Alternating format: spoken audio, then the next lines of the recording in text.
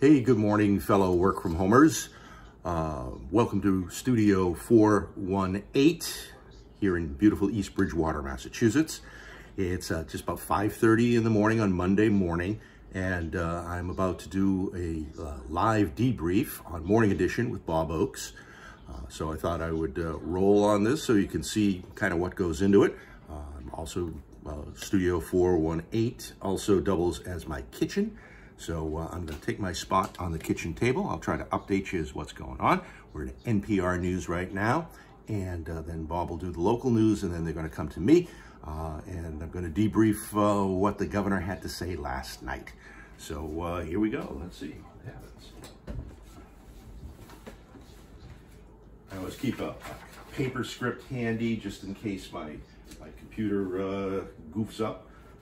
Always like to have that, just so we know where the debrief is going, so we kind of parse out the information throughout the conversation, and make sure that we don't give out the wrong information or information in a disjointed way.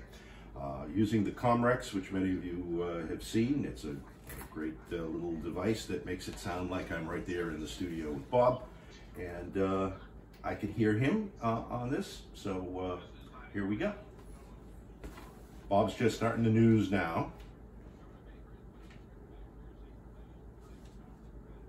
So I'll take a quick sip of coffee.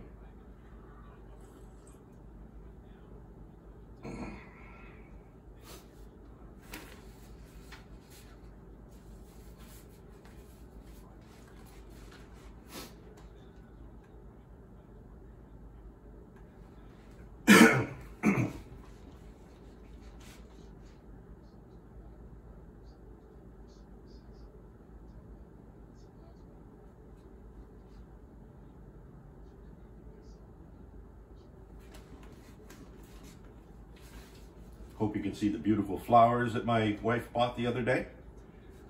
I wind up doing it in the kitchen because it's away from my wife's parakeets, which are down the hall and in the other room. We also have sugar gliders that have a tendency to chatter this time of the morning. Fortunately, the parakeets are quiet at the moment because it's still dark out. In a couple of months, when it's the height of summer and it will be light out at 5:30, those parakeets will be squawking up a storm. They've made a few appearances in the past on some other debriefs I've done a couple of years ago. They were so bad, Bob had to refer to them just to let people know what was going on.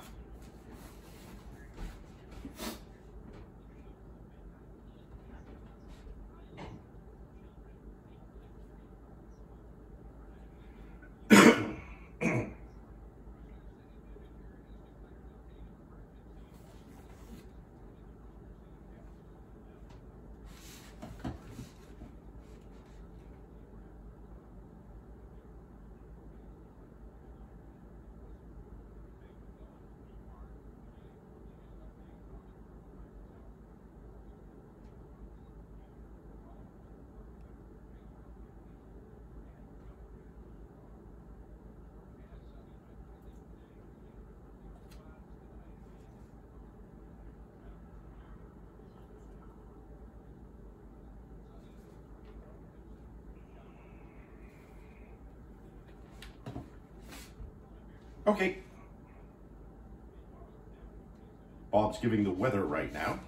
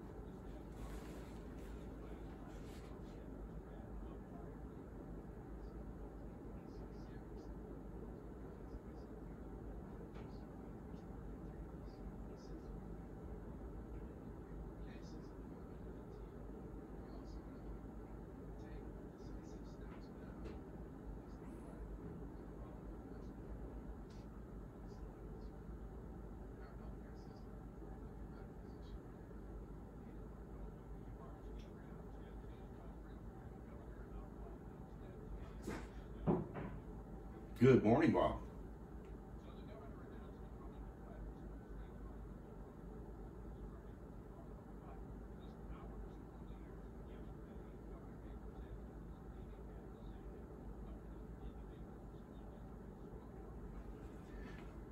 Yeah, he said that the facts on the ground have changed.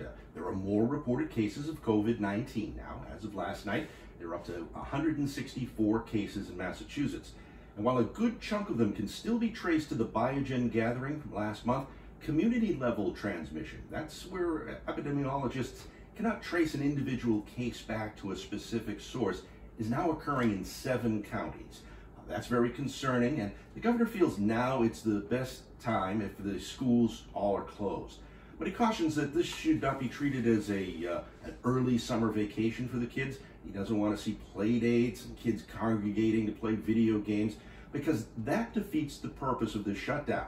Now, it's important to note this doesn't affect some special education services and free food services, but those services will be limited. Residential and day schools for students with special needs are exempt, as are daycare facilities and preschools.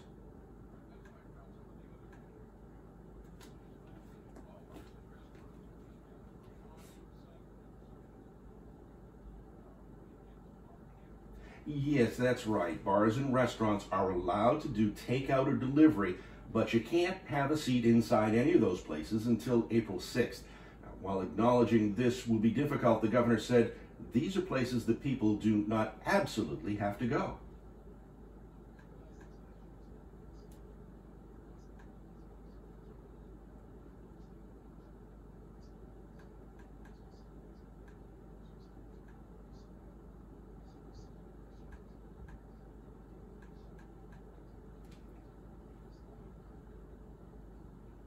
So he's appealing to folks to take it easy in the supermarkets.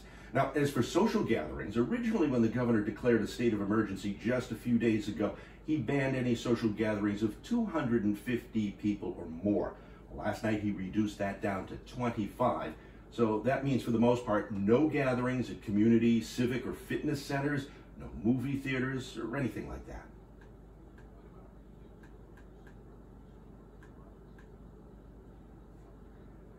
Well, those all remain open. People will need to get supplies, food, and the like, also medications. He's urging that people practice social distance while out shopping. Keep plenty of space between you and your fellow shoppers the best you can. As for public transportation, he says he's in constant touch with the MBTA and Massport. Obviously, there will be more than 25 people on a subway car. They're constantly monitoring that. I think they're hopeful that more businesses will allow their employees to work from home, and that'll ease up the crunch on the T.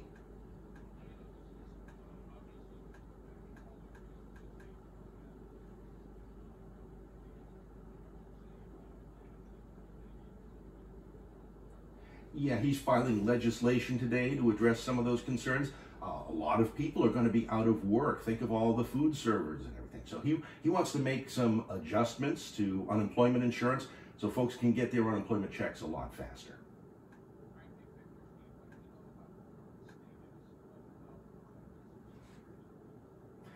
As I mentioned, Bob, we're up to 164 cases. That's up from 138 just on Saturday. There's more testing now. 969 people have been tested. They know that it's spreading, but exactly how remains a bit of a mystery. So that's why all of these measures are being put in place to try to reduce the spread. Flatten the curve is the expression that we've been hearing over and over. We're hearing from hospitals that their planning includes how to set up more beds and get more protective equipment. They're especially concerned about people overwhelming emergency rooms. Even if people think they might need to be tested, they're being asked not to go to the ER. Another thing the governor has done is to ask hospitals to delay all elective surgeries.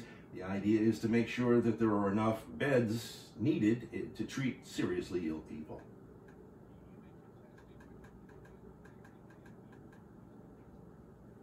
First, call your doctor or one of the local hotlines, which are available on our website, wbur.org.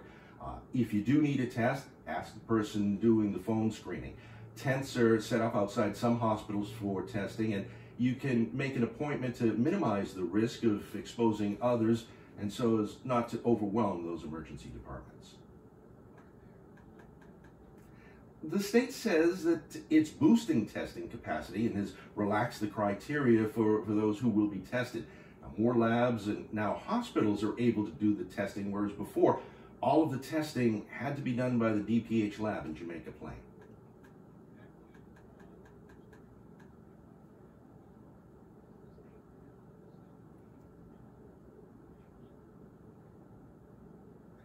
The governor says emphatically, no, it's not.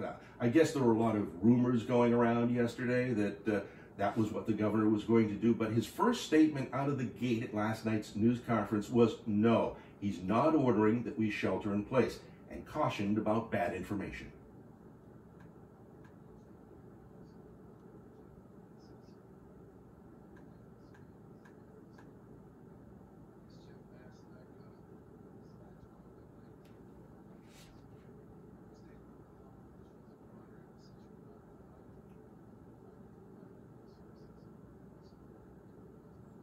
And while he didn't mention this directly, one of those legitimate sources of information is right here on WBUR. We will continue to monitor this ever-changing story.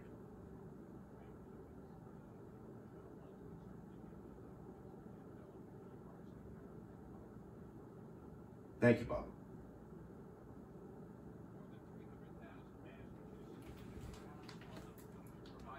And that's how it's done. Right here in Studio 418 in beautiful East Bridgewater, Massachusetts.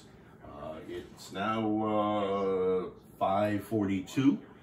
That was done live on the air, and of course we'll replay it again during the 7 o'clock hour. It'll sound like I'm live, but unless information changes, I won't be there.